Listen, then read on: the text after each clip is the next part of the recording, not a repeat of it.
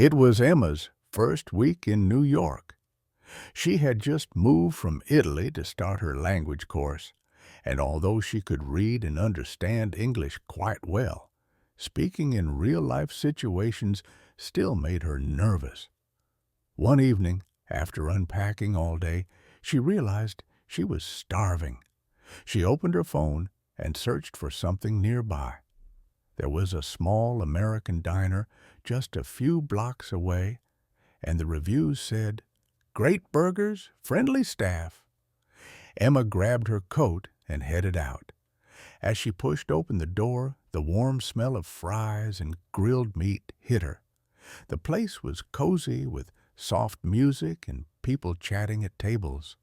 She found an empty booth and sat down, but she was already rehearsing what she was going to say. A waitress walked over with a smile.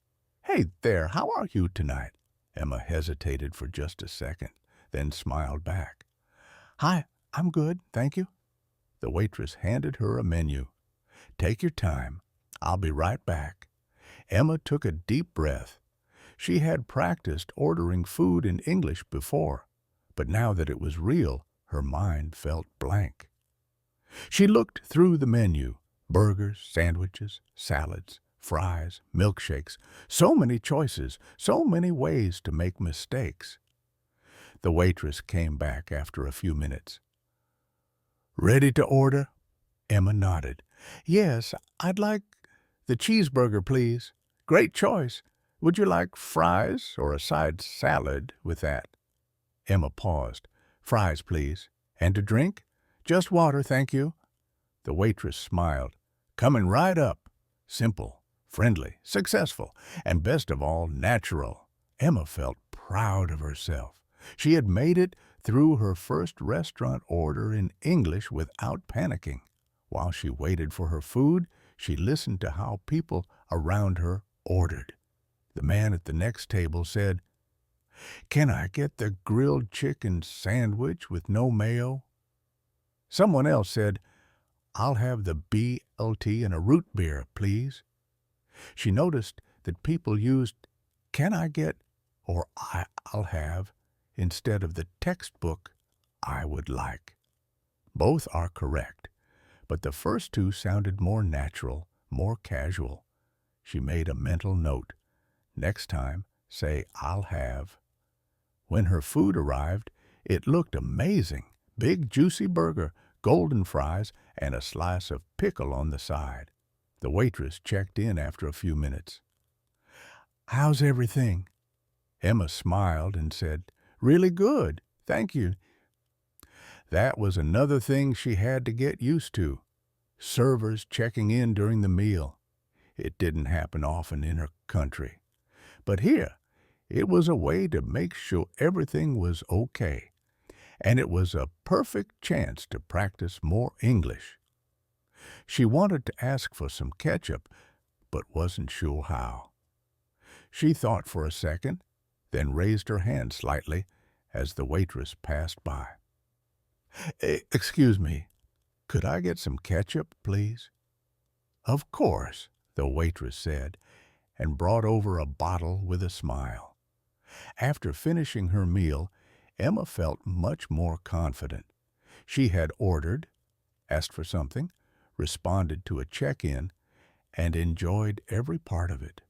When the waitress came with the check, Emma looked at the small printed words, "Subtotal, tax, tip, total." She remembered hearing that tipping in the U.S. was important. She quickly calculated the amount in her head. 15 to 20% was the norm, she recalled. She smiled as she left the tip on the table. As she walked out into the cool evening air, she thought to herself, "That was just a burger and fries, but I feel like I just passed a language test." Over the next few weeks, Emma went to different cafes and restaurants. She started to sound more natural each time. Instead of saying, "I would like a coffee," she now said, "Can I get a medium latte, please?" When something wasn't available, she learned how to respond without getting flustered. Sorry, we're out of the mushroom soup today. No problem. Can I get the chicken one instead? Or, do you have anything vegetarian? Yes, the grilled veggie wrap is great. She was no longer just surviving the experience. She was enjoying it. Ordering food is one of the most useful and fun ways to practice real English. You learn how to ask for things, how to respond, how to be polite and clear, and the best part, you don't have to be perfect. You just have to speak. Next time you're in a cafe or restaurant, try using phrases like, "Can I get a," "I'll have the," "Could I get some extra?" "That's all, thank you." "It was great."